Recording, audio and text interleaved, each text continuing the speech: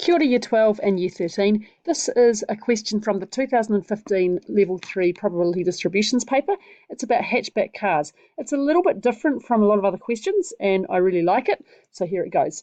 So we're told that the prices of 10-year-old hatchback cars sold in New Zealand during 2014 can be modelled by a normal distribution with mean of 7,500 and standard deviation of 2,000. So straight away I want to draw a picture that looks like this. So my mean is here at 7,500 and sigma is 2,000. So we're told that 10-year-old hatchback cars can be considered overpriced if they sold for more than $9,000. Right, so let's mark that on there. So there's my $9,000 mark. So we know we can figure out what that probability is. Based on the model provided, calculate the percentage of overpriced cars that sold for more than $9,500. So just be careful in there. This is 9,500 and this is 9,000. And that's kind of the point of the question. So it's saying out of the cars that were here, what proportion were above 9,500? In other words, we're dealing with a conditional probability question. We want to find this. If X is the price of the car, we want the probability that given that the car was overpriced, in other words, above 9,000, what's the probability that it was over 9,500? So all we have to do, well, we can strictly apply our conditional probability definition, which is this probability. So out of those that were over 9,000, what proportion were both of these things? But this is really collapses quickly into just this, because all of the cars that are in this group are also in this one. Okay, so it's a conditional probability where we're limiting ourselves to just the cars that are in that tail. So we've got two normal distribution probabilities to find on our calculator, and they work out to be 0.227 for the overpriced cars, and then 0.159 for the cars that were above 9,500. So that works out to be 0.700. I think we were asked for a percentage. Yep, we were asked for a percentage. So we need to change that to 70%. Okay, so then we're going to write something nice like 70% of overpriced cars or 10-year hatchbacks or whatever were more than or cost more than $9,500. Okay, so it's a pretty straightforward merit question. Now the next bit is more interesting and quite different, but I think links in pretty well to the spirit of the Level 3 Stats curriculum, because again it's looking at real world data and asking you to comment on it. So we've got a Year 13 student who has very enthusiastically obtained data on a random sample of 49 of these 10-year-old hatchbacks from a New Zealand online trading website.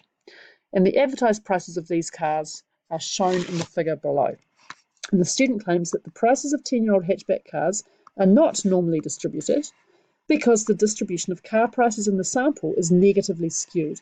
And they guide you about which way you're meant to go here, discuss why the student may be incorrect in their reasoning. And we have to give at least 2 discussion points. So as with the last excellence video that I did, I want you to stop the video now before you keep going and jot down your answer to that question. One of the biggest problems with revising for stats is that you think you know how to say this stuff, but on the day, because you haven't practiced writing it, you actually don't. So stop now and write down, try and do 3 discussion points in case one of them is no good. Okay, so hopefully you've written some notes down. These are 5 headings that I came up with for what we could write about here. And the important thing is that you fully discuss them. So I am not going to write all that out because it's just too hard to do on this tablet and it would be a really boring video. But I'm going to talk about what I see. So the first thing I see is that there are really 2 cars here that are driving the student's conclusion. So the student is saying that there's negative skew, meaning that we've got a shape that goes kind of like this. But it's pretty close to being symmetric, right? And if these 2 cars were just a little bit further along this way, then the negative skew would suddenly disappear. Okay, so it's not it's not a situation where we've got a really pronounced negative skew like that. The other thing that adds to that is that this is really close to being symmetric. Okay, so the middle half of the data certainly isn't showing any negative skew. What we would expect to see if we had skew in the middle half would be either this or this. So these are all ideas that you developed when you did inference, and they're still really important ones. The next idea is that the student's taken a sample, but it's only got 49 values in it. So there are only 49 cars here. That's fine. We can do inference with a sample of only 49 if we go and do bootstrapping. But it's quite hard to go and say anything about shape. To look at shape, and you'll remember this from inference as well, especially think back to the Boston Marathon data set, we had lots and lots of runners in there, so it was easy to see a shape.